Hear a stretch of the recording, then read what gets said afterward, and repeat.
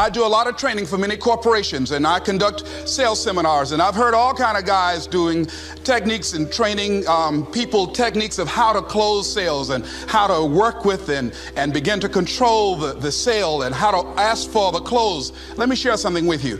You can learn all the techniques in the world. If you don't believe in yourself, it won't happen for you. I learned all of it. So that's why I do a training called Focus on the Seller. You've got to focus on you. And as you convince you, as you sell yourself every day, you will begin to see a difference in the things that you're doing. Selling yourself on your ability to perform a job, to achieve a certain objective. Telling yourself every day, here I go again. And I got what it takes.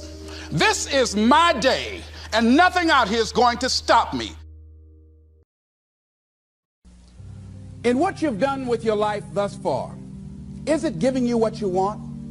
Is it giving you what you want? When you look toward the future, when you look at all that's going on out here, is there some place within yourself you say, hey, I know I need to be out there in that arena. I know I can do more than what I've been doing. I know there's some great music that I have within me that I haven't brought out here yet.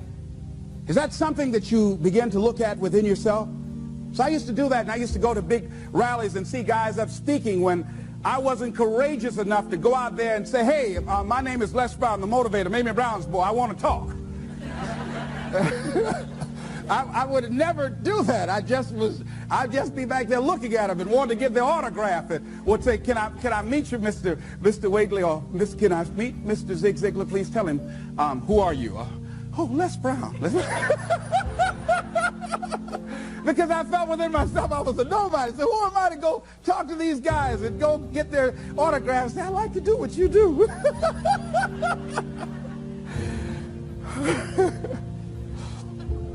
See, I say if you look at your life, and if you're not getting what you want, you owe it to yourself to do something differently. If you're on a job, 85%, they say, of Americans go to jobs that they're unhappy. If you're doing something 8 hours a day that you don't like, it's not giving you what you want, it's not giving you a strong feeling of satisfaction and fulfillment, you're miserable, you hate to go there, you're depressed just thinking about it, you sing the Thank God It's Friday song every week, it's giving you headaches just thinking about it on Sunday afternoon after the football game goes off. If that's what it is, you owe it to yourself to start strategically working to change directions. See, but you know what most people will do? Most people will resist change. Most people will fight change as if change would be worse than what they're experiencing. See, they know this. They're familiar with this. Most people will not challenge the unknown. They won't just step out there. See, there's certain things that's got to be in place. They got to see it all together. And life isn't like that. That's not how you grow. So as you look at your life, you're saying, I'm not getting what I want. As you begin to look toward the future, begin to know that whatever it takes for you to create that, you've got that in you. You've got that. You've got genius in you. You've got goodness in you. You've got creativeness in you. If you decide to take the initiative to change the current quality of your life, I say to you that you will find that the universe is on your side, that life is on your side. Now, will it be turbulent? Yes. Will it be easy? No, no. Will you have some opposition? Yes. Will I make a lot of mistakes? Yes. Will I get hurt? Yes. Yes. See, a lot of people won't try anything different in life because they don't want to get hurt. Let me tell you something. It's too much pain to duck. Pain is everywhere. You can hide under here. It will come where you are. Really, if I go back here, pain will come. Hey, Les, come on out. It will come. It's everywhere. Viktor Frankl calls it unavoidable suffering. You can't duck it. But most people spend their life not wanting to deal with the pain of rejection, the pain of defeat, the pain of being disappointed, the pain of losing, the pain of failure, the pain of being criticized, the pain of not being liked, the pain. That's called life. Life is full of pain. It's everywhere. But guess what? There's no gain without pain. Now, if you're going to hurt anyhow, get some yardage out of it.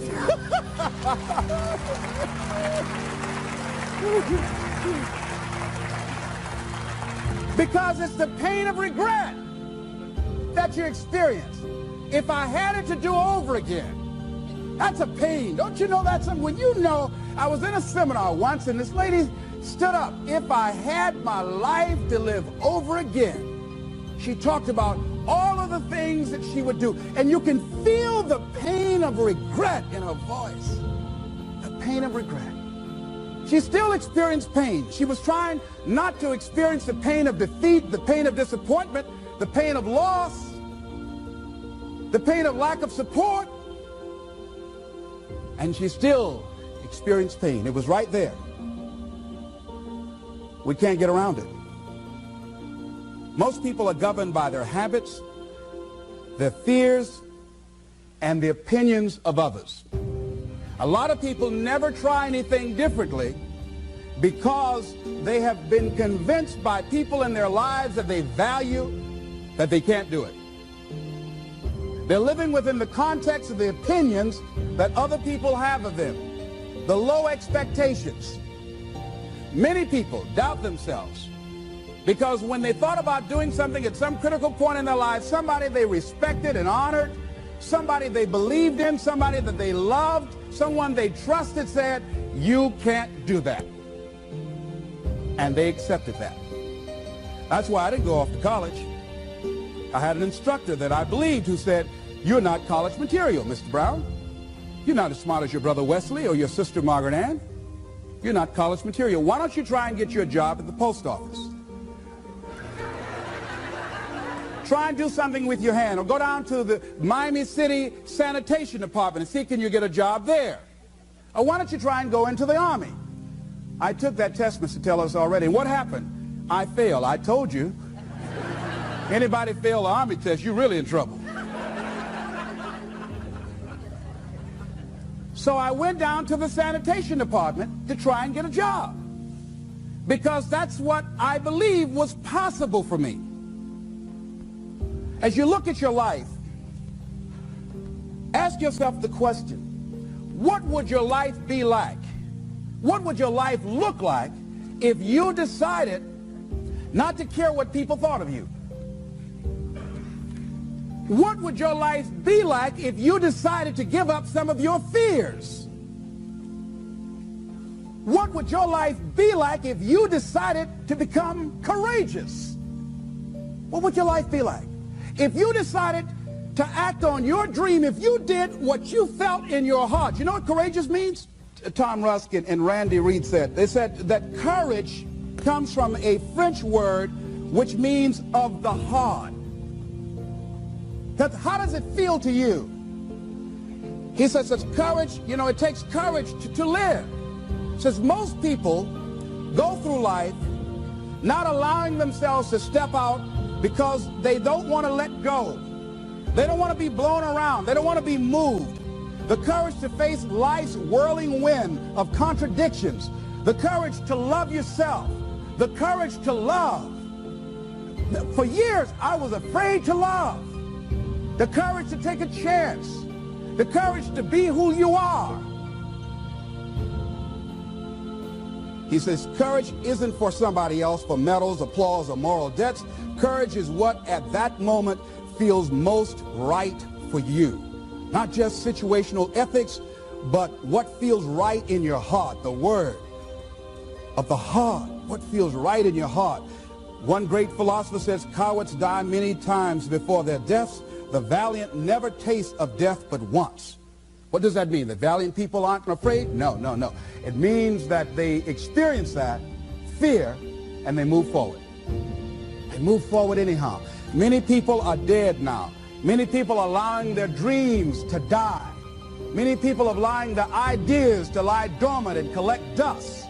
Many people have all this talent and ability that they are allowing to be buried inside of them, that they will take with them to their graves because they didn't have the courage to be who they are. And I say, as you begin to look toward the future and manifesting your greatness, it's going to take everything in you, that your life deserves the concentrated effort to begin to look at how is it that I can express more of me? How is it that I can bring my ideas out here now? How is it? And start living with a sense of urgency, because you're here today, you're gone today. Life is unpredictable. It's uncertain. There are no guarantees. No guarantees out here at all. So holding back, what are you waiting on? Ask yourself, what's the benefit of your waiting? What's the benefit of your not living your dream? What's the benefit of not listening to yourself? Oh, please, listen to yourself.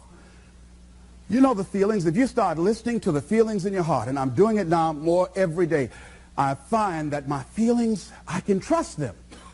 And I say to you that as you look toward the future, you look at life on a daily basis, if there's something that you have been given, if you've heard something within yourself that you know that what you're doing now doesn't fit for you, it doesn't work for you, it's not giving you what you want, and there's something else that you want to do, don't allow that inner doubt in you to talk you out of it, to build a case on why you can't have it, to tell you why you're not good enough. You ignore that inner voice and all of the external voices. Don't judge the possibilities for what you can do based upon the circumstances, because the circumstances won't determine who you are. Don't determine what you're able to do based upon your resources.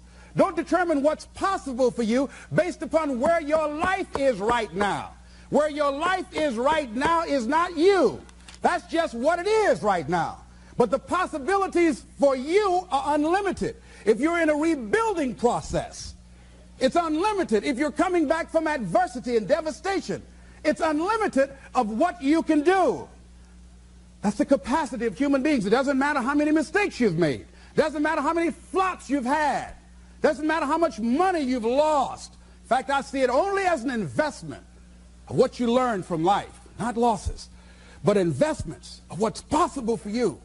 And I say to you that once you start listening to yourself, and as you begin to act on your dream, as you start just trying to find your way, doing what you can with what you have, you will start seeing things opening up for you. You'll start attracting people. You say, where'd they come from? Things will start coming together, clicking for you. You say, whoa. You start brainstorming. Ideas will come out of nowhere as you focus on it. The key to it is to begin to focus on what it is you want to do. Why, Les? Why is that important? Because as you focus on that which you want to do, that which we focus on, that which we give our energy to, it will begin to multiply. It will begin to expand. It will begin to develop your consciousness. And out of that comes your greatness. Out of that comes a commitment. Out of that comes a passion for life. Out of that comes a special power that you have in you that you haven't even called on yet. See, the powers that we have will never reveal themselves if we don't challenge them, if we don't put ourselves in a position where we have to use them. So one of the most important things is reading a book that's a really interesting book called Instant Millionaire, and the guy said, put yourself in a position where you can't retreat, where it's do or die, sink or swim. Here's what you'll find out. You'll develop incredible swimming skills. Or swallow half the pool of life. You'll find yourself stroking unlike you've ever seen before. Through the inspiration of desperation, you'll become more creative than ever before. So what is it? How do we handle that whole piece? Throw your whole self into it. See, most people go at it tentatively. They don't give all their stuff. They don't concentrate. They don't put everything they've got in them. One guy wrote a book called All You Can Do Is All You Can Do. And all you can do is enough. But he said, make sure you do all you can do. And if we're honest this evening, we know that we haven't done all we can do. So as we look at the future, we can decide that from this day forward, as I look at my personal relationships, if I look at my professional relationships, if I look at my family relationships, if I look at all the dimensions of my life, looking at myself mentally, emotionally, and spiritually, I'm going to do all I can do to develop me, to bring my talent out here, to make a contribution to life.